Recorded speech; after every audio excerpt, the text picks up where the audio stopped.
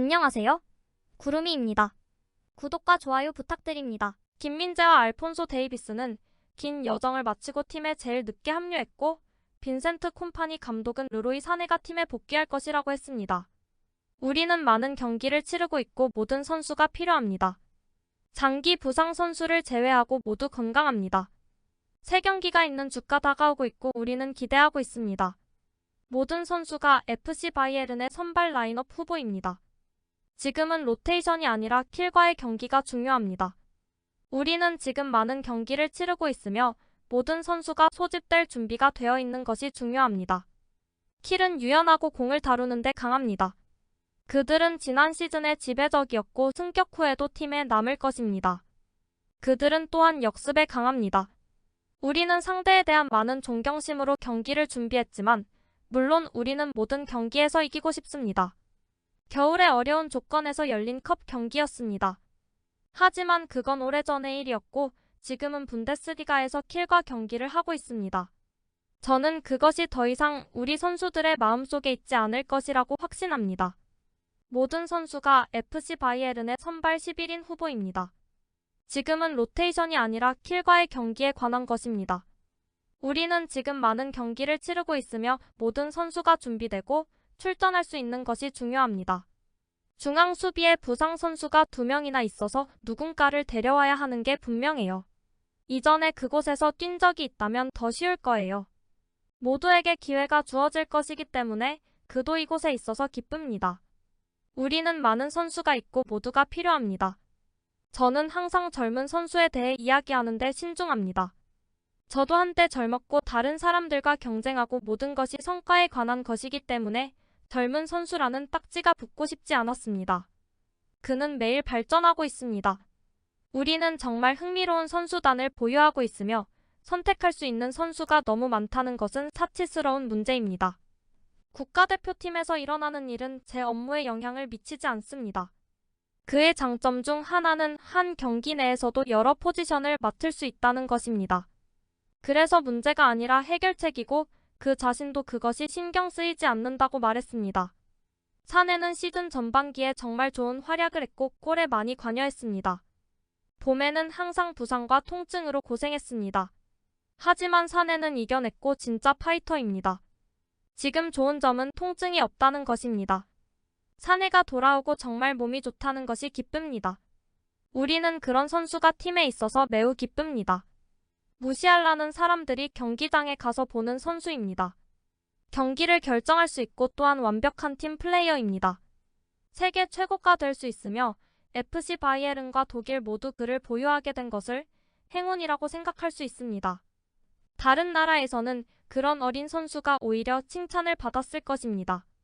무시할라는 독일의 다음 10년을 형성할 것이고 희망적으로는 FC 바이에른도 형성할 것입니다. 우리는 계약을 연장하고 싶습니다. 회장과 막스 에벨은 이미 그렇게 말했습니다. 무시할라가 우리와 장기적으로 함께하며 한 시대를 만들어가는데 도움을 주는 것이 우리의 목표입니다. 협상이 긍정적으로 끝나기를 바라며 시간적 압박은 없습니다. 디디하마는 스카이 칼럼에서 자말 무시할라를 비판하면서 개인주의적이며 솔로 퍼포머라고 묘사했고 주변 선수들을 더 나아지게 하지 않는다고 말했습니다. 하마는 바이에른의 관점에서 비르츠와 무시할라를 바꿀 수 있다면 내일 그렇게 할 것이라고 덧붙였습니다. 비르츠는 레알 마드리드와 연결되고 있고 비르츠의 감독인 사비 알론소는 레알의 카를로 안첼로티 감독의 후임으로 유력한 인물입니다. 1억 3천만 유로인 비르츠는 최고의 클럽에서만 감당할 수 있습니다. 여기에는 의심할 여지 없이 맨시티와 레알도 포함됩니다. 바이에른이 비르츠를 영입하기 유리한 점이라면 울리 헤네스 명예회장이 불과 몇 달 전 강조했듯이 바이에른은 최고 선수의 연봉 1억 유로를 다시 돌파할 수 있는 위치에 있다는 것이고 헤네스 회장이 비르츠의 아버지와 좋은 관계를 해왔다는 것입니다. 바이에른은 앞으로 며칠 안에 자말 무시할라와 르로이 사네에게 연장 계약 협상을 할 예정이지만 알폰소 데이비스를 두고는 후계자를 찾고 있는 듯합니다. 로마노는 최근 인테르의 레프트백 페데리코 디마르코가 이미 이번 여름 데이비스의 후임자로 고려되고 있다고 보도했습니다. 26세의 디마르코는 인터밀란과 2023년에 4년 연장 계약을 했습니다. 시장 가치는 5천만 유로에 연봉 400만 유로를 받고 있으나 인터 밀란은 6천에서 7천만 유로 사이일 경우에만 내년 여름에 기꺼이 대화할 것이라고 합니다. 레알은 1월에 데이비스를 마드리드로 유인하기 위한 또 다른 시도를 계획하고 있는 것으로 보입니다. 그때는 바이에른과의 계약 기간이 6개월 정도밖에 남지 않았기 때문에 마드리드는 예정보다 일찍 계약하기 위해 약 1,500만 유로를 테이블에 올려놓을 의향이 있습니다. 바이에른이 이 제안을 거절하면 6개월 후에 데이비스를 공짜로 보내야 할 수도 있습니다. 디렉터 막스 에벨은 컨설팅 비용과 급여를 포함하여 데이비스를 위해 1억 유로 상당의 패키지를 구성한 것으로 전해집니다. 그러나 수뇌부는 이 제안을 승인하지 않았습니다. 데이비스는 아직도 2천만 유로의 연봉 요구를 굽히지 않고 있습니다. FC 바르셀로나의 2025년 영입 후보 명단에는 조슈아 키미, 레온 고레츠카, PSG의 파비안 루이즈 등 3명의 미드필더가 있습니다. 바이에른 스타르로이 사내는 아스날의 이적 타깃이며 뉴캐슬 유나이티드도 사내에게 관심을 갖고 있는 팀 중 하나입니다. 리버풀은 맨체스터 시티, 레알 마드리드, 파리 생제르맹에서도 명단에 오른 자말 무시알라에 대한 관심을 높였습니다. 토트넘 호스퍼는 릴의 미드필더 엔젤 고메스를 2025년에 자유계약으로 영입하고 싶어 합니다. BVB도 최근 관심을 갖고 있는 것으로 알려졌습니다. 3위 캐디라는 미넨의 현재 선수단 상황은 큰 도전이며 특히 지난 시즌의 실수를 개선해야 한다고 강조했습니다.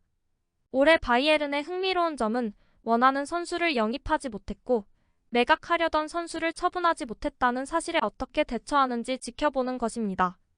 챔피언스리그 결승전을 위해 경제적으로 구성된 선수단입니다. 파리냐와 올리세는 훌륭한 영입입니다. 하지만 연봉면에서 내부적으로 상위 5위 안에 드는 선수들이 50에서 60경기 이상 프로 선수들처럼 활약할 수 있을까요? 윙어인 르로이 사네, 킹슬리 코망, 세르주 그나브리는 최고의 수익을 올리고 있지만 종종 부상이나 리듬 부족으로 인해 자신의 잘못 없이 아웃되는 경우가 많습니다. 이번 시즌에도 이러한 상황이 개선되지 않는다면 바이에른은 문제를 겪게 될 것입니다. 현재 김민재와 우파메카노 수비 듀오는 거의 모든 경기에서 실수를 범하고 있습니다. 빈센트 콤파니 감독도 어쩔 수 없는 상황이라고 합니다.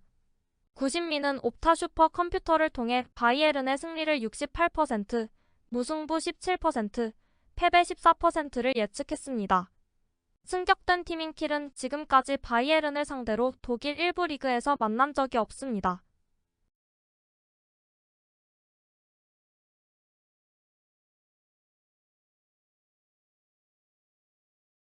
구독과 좋아요는 제작하는 데 큰 힘이 됩니다. 감사합니다. 다음에 또 보아요.